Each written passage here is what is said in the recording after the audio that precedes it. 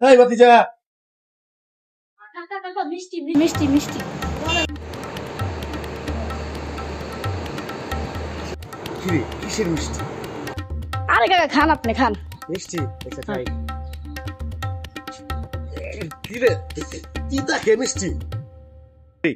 কাকা আজকে তো এসেছি, রেজাল্ট দিছে। বস কি বাজান, তুই নিশ্চয়ই এ প্লাস পাইছস। কাকা যদি এ প্লাসই পাইতাম তাহলে তো মিষ্টি মিষ্টি হইতো। হ্যাঁ